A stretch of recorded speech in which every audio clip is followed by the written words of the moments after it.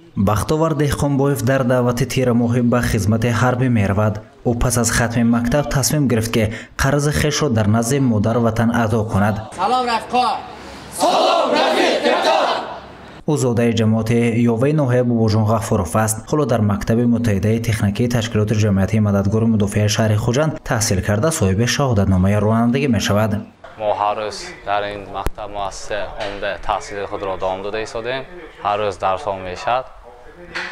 معلم همش را میفهمونند. در اینجا ما تحصیل کرده صاحب شهادت نامه میشیم. ما وعده میتیم که به وطن خود صادقانه خدمت کنم.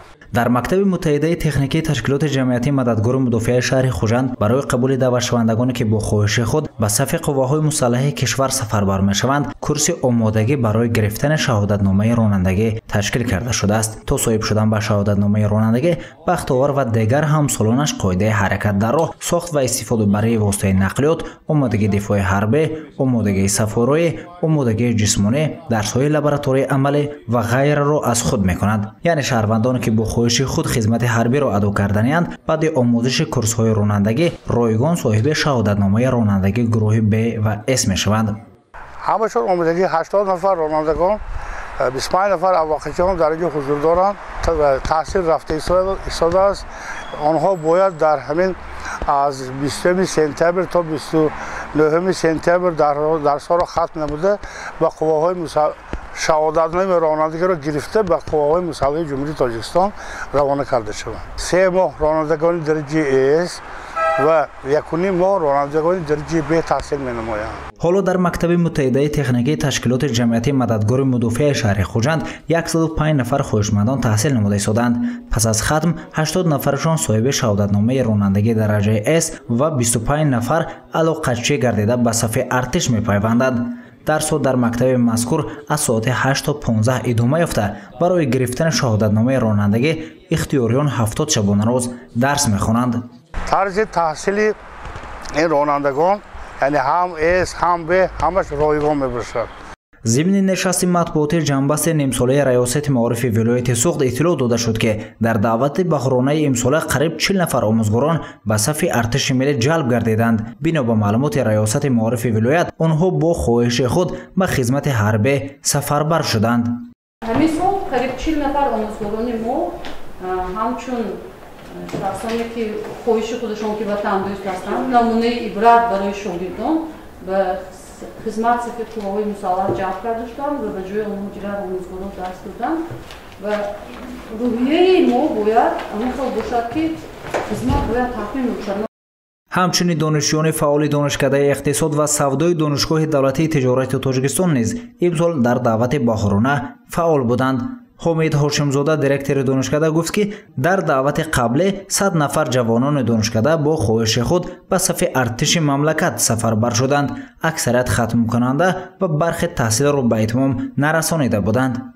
امتیازها و کمک‌هایی که ما برای ختم کنندگان نمودیم آنها را با مقصد یعنی بلند برداشتن حس وطندوستی و میهن‌پرستی کارهای تشویقاتی برده و امتحان‌ها و رساله‌های خط همچون استاد مساعدت کردیم چون که خدمت به وطن طرز هر یک شهروند است. در همین مورد از ریاست جوانان و ورزش ولایت سوخت اطلاع دادند که مشکل جلب جوانان به صف قواهای مسلح کشور جای دارد، اما سر و صداهای زیادی که ضمن دعوت بهاری بود به این نهاد ربط ندارد. مسئولین بخش جوانان ولایت گفتند که بردن کارهای ترغیباتی تشویقاتی بین جوانان وظیفه جانی آنهاست، لیکن به واسطه جلب و روان نمودن این قشر جامعه برای ادای این عهدهداری از این نهاد وابسته نیست. وظیفه اساسی ریاست کار با جوانان و ورزش ملت یکی از آن فقط ترغیب و تشویق البته جوانان و با راهی حس وطندوستی و البته بیدار نمودن آن در ضمیر آنها میباشد. ما البته این کار را باز جانب میبینیم اصول ارجمند و کارهای فرماندهی را زیادتر میگردیم. آیا فرزند شما خدمت حربی را ادا کرده است؟ این سوال پرسش افکار جامعه بوده. شهروندان همچون نظر خود را نسبت ارتش بیان داشتند.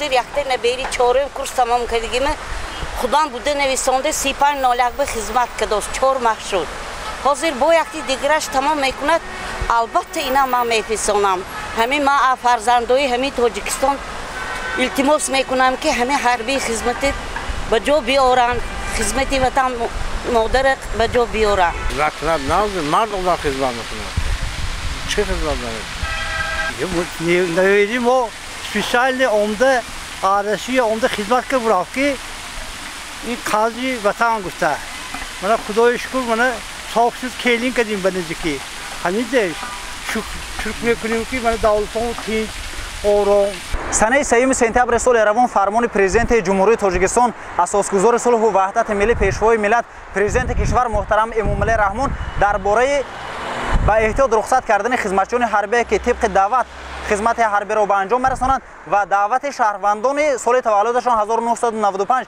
2004 به توصیف رسید.